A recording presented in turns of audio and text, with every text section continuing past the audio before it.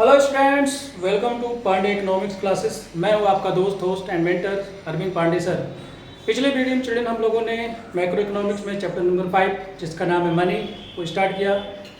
और पिछले वीडियो में मैंने आपको बताया इवोल्यूशन ऑफ मनी, यानी कि मनी की शुरुआत कहाँ से हुई और मनी के आने से पहले एक्सचेंज करने के लिए हम क्या क्या यूज करते थे। तो पिछले वीडियो में चिल्ड्रन हमने आपको barter economy, barter system, metallic economy, currency, coins के बारे में बात की, उसके एडवांटेज के बारे में बताया। ये वीडियो उस वीडियो का सेकंड पार्ट है, या हम कह सकते हैं कि इस चैप्टर का ये सेकंड वीडियो है। और इस वीडियो में चिल्ड्रन हम लोगों ने जो भी सिस्टम या मनी के बारे में हम लोगों ने बात किया, इसके डिसएडवांटेजेस की हम लोग बात करेंगे, क्योंकि पिछले वीडियो में हम लोगों ने एडवांटेजेस की बात की। क्योंकि चिल्ड्रन देखो, अलग अलग सिस्टम ऑफ एक्सचेंज हम लोगों ने यूज किया पास्ट में।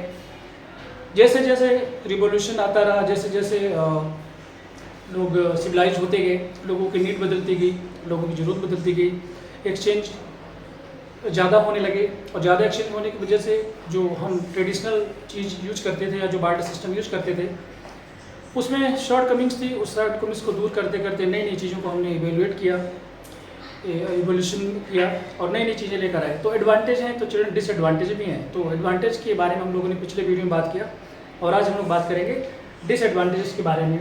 इस वीडियो का टॉपिक भी यही children, disadvantages of different forms of money या डिफरेंट फॉर्म्स ऑफ एक्सचेंज भी कह सकते हो। सबसे पहले चिल्ड्रन इसमें बार्टर सिस्टम में आपको हमने पिछले वीडियो में बताया था कि जब दो लोग या दो पीपल या दो इंडिविजुअल एक दूसरे से एक्सचेंज करते हैं गुड के बदले में गुड को, इसे हम कहते हैं बार्टर सिस्टम। इस सिस्टम में चिल्ड्रन कुछ डिसएडवांटेजेस में है। सबसे पहला डिसएडवांटेज है difficulty of double coincidence of words. क्योंकि चिल्ड्रन बार्टर सिस्टम में प्रॉब्लम यह है कि दो लोगों की म्यूचुअल अंडरस्टैंडिंग सेटिस्फाइड होनी चाहिए, और ये कोइंसिडेंस है चिल्ड्रन। ऐसा बहुत कम होता है कि दो लोगों की जो म्यूचुअल अंडरस्टैंडिंग है वो मैच हो जाए, यानी जो हमें चाहिए दूसरे के पास हो और जो दूसरे के पास हो वो हमें चाहिए। तो ये कभी बार्टर सिस्टम में एक्सचेंज कभी हो सकता है चिल्ड्रन जब ये ऐसा कोई कोइंसिडेंस आए कि जब दोनों की यानी दो लोगों की जरूरत आपस में पूरी होगी। इसमें बड़ी प्रॉब्लम थी चिल्ड्रन, एक पर्सन को ढूंढना पड़ता था ऐसे पर्सन को कि जो हमारी चीज़ को एक्सेप्ट कर ले और उसके पास जो वो हमें उसके पास वो चीज़ होनी चाहिए जो हमें चाहिए। दूसरा था children lack of common unit of value, है ना, कि कॉमन यूनिट क्या होगा। अगर हम एक्सचेंज करेंगे तो कॉमन यूनिट क्या होगा।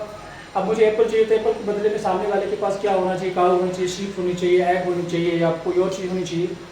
तो कोई कॉमन यूनिट नहीं था कि हम मेजर कैसे करेंगे, वैल्यू को कैसे मेजर किया जाएगा, ये प्रॉब्लम थी। इसके बारे में हम लोग अगले वीडियो में बात करेंगे डिटेल में। यहाँ पर हम आपको बहुत शॉर्ट बता दें तो ये नॉलेज के लिए बस। उसके बाद actually lack of future payment. अगर फ्यूचर में या कोई कॉन्ट्रैक्ट पेमेंट है उसके लिए चिल्ड्रन बहुत प्रॉब्लम थी कि हम फ्यूचर में अगर किसी को पेमेंट करना चाहते हैं तो, क्योंकि उस ज़माने में चिल्ड्रन पेमेंट जो है, ज़माने के मतलब बार्टर सिस्टम में जो भी पेमेंट होता था वो कमोडिटी में होता था। तो अगर हमारे पास आज कोई कमोडिटी है और उस कमोडिटी के बेस पर मैं फ्यूचर में कोई ट्रांजेक्शन करना चाहता हूँ और मैं उससे कहता हूँ कि मैं आपको फ्यूचर में ये कमोडिटी पे करूँगा, तो उसमें प्रॉब्लम होती है चिल्ड्रन। क्योंकि जो गुड आज हमारे पास है, जिस क्वालिटी का है, जिस क्वांटिटी में है, ये जरूरी नहीं कि वो 1 महीने बाद, 2 महीने बाद या 6 महीने बाद उस क्वालिटी का, उस वैल्यू का अवेलेबल हो। तो एक तो ये प्रॉब्लम थी चिल्ड्रन फ्यूचर पेमेंट की। दूसरा था lack of storage of value, कि अगर हमारे पास कोई कमोडिटी है और उस कमोडिटी को मैं एक्सचेंज के लिए यूज़ करना चाहता हूँ, ठीक है, और आज मैं उसे स्टोर करके रख लेता हूँ, मैं चाहता हूँ कि 2 महीने बाद मैं उस कमोडिटी को यूज़ करके ट्रांजेक्शन करूँगा। तो ये बहुत ही प्रॉब्लम थी कि 2 महीने बाद, 6 महीने बाद वो कमोडिटी उस क्वालिटी की या उसी लेवल की 6 महीने बाद ही बनी रहेगी। फॉर एग्जाम्पल कि अगर एक फार्मर के पास फॉर एग्जाम्पल की कोई भी फ्रूट है और वो चाहता है कि इस फ्रूट को मैं फ्यूचर में यूज करूँगा किसी एक्सचेंज के लिए, तो उसको स्टोर करके रखेगा चिल्ड्रन। तो कोई फ्रूट है, आपको पता है कि वो कितने दिन चल सकता है, 1-2 दिन, 1 हफ्ते मैक्सिमम, उसके बाद वो खराब हो जाएगा। तो स्टोरेज की प्रॉब्लम थी बार्टर सिस्टम में। दूसरा था हाई ट्रेडिंग कॉस्ट बहुत हाई थी चिल्ड्रन।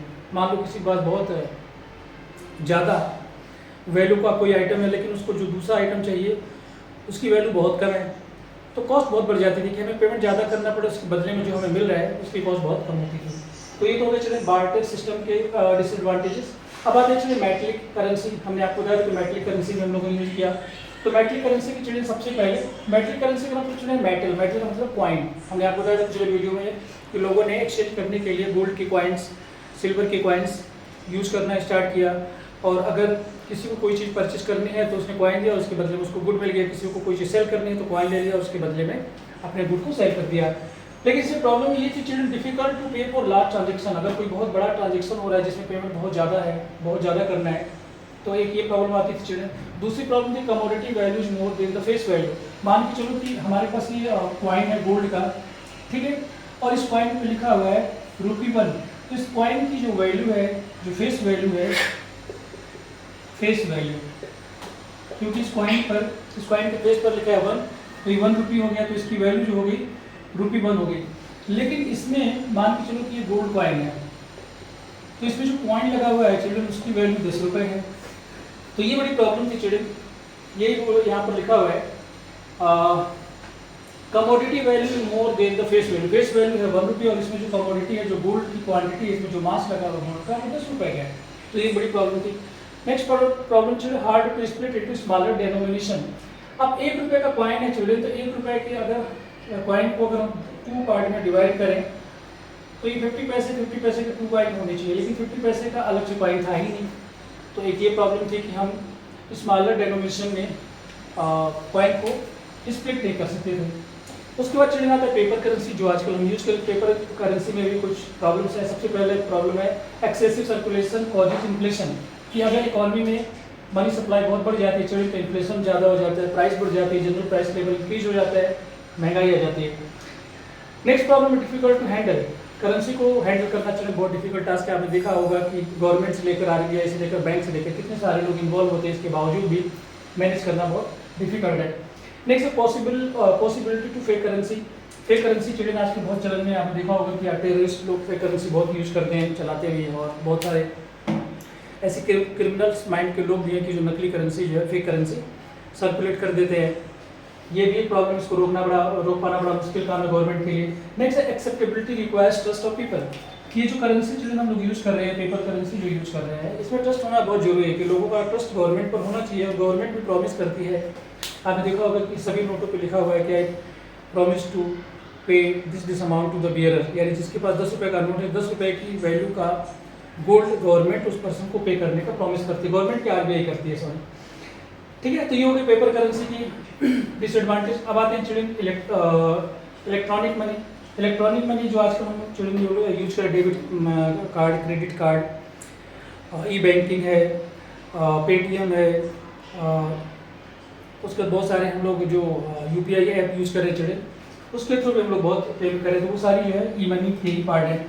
तो इसकी वजह से साइबर क्राइम बढ़ गया है। आजकल आप लोग देख रहे हैं कि आपके पास एक लिंक आता है, कहा जाता है कि इस लिंक को आप ओपन करिए, आपको ये मिलेगा वो मिलेगा, लोग उस लिंक पर क्लिक करते हैं और उनका अकाउंट खाली हो जाता है, ठीक है। तो साइबर क्राइम, साइबर ठगी बहुत ज़्यादा आजकल हो रही है। आगे चिल्ड्रन है इम्पल्सिव परचेज। लोग जो है ज़रूरत से ज़्यादा परचेज कर लेते हैं, जिन चीज़ों की उन्हें ज़रूरत है वो तो परचेज करते हैं, जिनकी ज़रूरत नहीं है या कम ज़रूरत है उसको भी परचेज कर लेते हैं और अननेसेसरली वो परचेज करते चले जाते हैं। आगे प्रॉब्लम जो एक्सेप्टेबिलिटी इशू, आजकल देखा है कि हर किसी के पास मोबाइल है, मोबाइल से लोग पे कर रहे हैं, UPI के थ्रू स्कैन करके, QR कोड यूज़ करके पे कर रहे हैं। लेकिन ऐसे बहुत सारे लोग भी चिल्ड्रन जिनके पास अभी भी मोबाइल नहीं है, स्मार्टफोन नहीं है, तो वो पे कैसे करें या वो एक्सेप्ट कैसे करें, ठीक है। तो एक ये भी प्रॉब्लम, कुछ लोग मना कर देते भाई मुझे तो कैश नहीं चाहिए, तो ये भी प्रॉब्लम है। तो ये चिल्ड्रन डिसएडवांटेज हो गए डिफरेंट फॉर्म्स ऑफ मनी या डिफरेंट फॉर्म्स ऑफ एक्सचेंज हम कह सकते हैं। इसके बाद लास्ट में चिल्ड्रन आया है मनी। तो मनी से रिलेटेड कुछ पॉइंट है, तो हमने इसमें लिख दिया है। तो सबसे पहला जो पॉइंट है वो देख सकते हैं, आप लिखा है money act as a medium of exchange, कि मनी जो है मीडियम ऑफ एक्सचेंज है, यानी मनी यूज करके हम गुड का एक्सचेंज कर सकते हैं, खरीद भी सकते हैं और बेच भी सकते हैं। नेक्स्ट पॉइंट है goods can be exchange because of money, money की वजह से चिल्ड्रन हम एक्सचेंज कर सकते हैं, पहला पॉइंट है। सेकेंड पॉइंट है money is use as a measure of value. ये देखिए पॉइंट इंपॉर्टेंट है कि आज मनी आ जाने की वजह से हम किसी भी चीज़ की प्राइस को फिक्स कर देते हैं। मनी का मतलब, वैल्यू का मतलब होगा price, to deciding the price. हम किसी भी गुड की, किसी भी सर्विसेज की प्राइस को डिसाइड कर सकते हैं यूजिंग द मनी। आगे क्या, we decide price of our goods and services in terms of money, money के टर्म में हम प्राइस को डिसाइड कर देते हैं, ये भी एक मनी का काम है। आगे money is use as a storage of value, आप मनी को स्टोर करके रख सकते हैं। अगर आपके पास कॉइन है, करेंसी है, आप लॉकर में, बैंक में डिपोजिट करके रख सकते हैं, 1 साल के लिए, 2 साल के लिए, 3 साल के लिए, 10 साल के लिए, जितने साल के लिए चाहे आप डिपोजिट करके रख सकते हैं।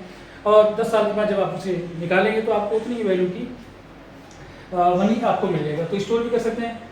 ये लिखा है we save money in our lockers, banks and accounts, ठीक है। आगे लास्ट में आता है children, money is use as a standard for deferred payment. Deferred payment का मतलब हो गया फ्यूचर ट्रांजेक्शन। अगर आपको पैसे की ज़रूरत है, आप किसी और से पैसे उधार ले सकते हैं, रेट ऑफ इंटरेस्ट को फिक्स कर सकते हैं 1 साल के लिए, 2 साल के लिए, और 1-2 साल के बाद आप उनका प्रिंसिपल अमाउंट प्लस इंटरेस्ट दोनों को रिटर्न कर सकते हैं, ठीक है। कॉन्ट्रैक्ट पेमेंट आप कर सकते हो। Deferred payments are those payments which are to be made in future, जो फ्यूचर में हमें करना है। सो लास्ट में मनी की चिल्ड्रन डेफिनेशन लिखी बहुत अच्छी से, क्या लिखी? So money is defined as an instrument that serve as a medium of exchange, ठीक है। कि जो मनी है वो सर्व करता है मीडियम ऑफ एक्सचेंज का, स्टोर ऑफ वैल्यू, जिसकी वैल्यू को स्टोर किया जा सकता है, मेजर ऑफ वैल्यू, वैल्यू को मेजर भी कर सकते हैं यानी प्राइस फिक्स कर सकते हैं, and standard for deferred payment यानी कि फ्यूचर ट्रांजेक्शन के लिए भी एक स्टैंडर्ड फिक्स करता है। लास्ट में आता है money is what money does. Money वो है जो मनी का काम करता है। तो कोई भी चीज़ चिल्ड्रन मनी है जो मनी की तरह काम कर सकती है, यानी एक्सचेंज के लिए यूज की जा सकती है, वो मनी कही जा सकती है चिल्ड्रन। तो ये था चिल्ड्रन बहुत छोटा सा वीडियो जिसका नाम है disadvantages of different forms of money. I hope कि ऑल द पॉइंट्स क्लियर हो गए हैं। तो that's all for this video, see in the next video. अगर चिल्ड्रन आपको वीडियो अच्छे लग रहे हैं, आपको इकोनॉमिक्स के कंसेप्ट समझ में आ रहे हैं, तो आप चैनल को सब्सक्राइब कर सकते हैं, और भी बहुत सारी वीडियो हैं आप उनको देख सकते हैं। तो see you in the next video, till then take care, God bless you all.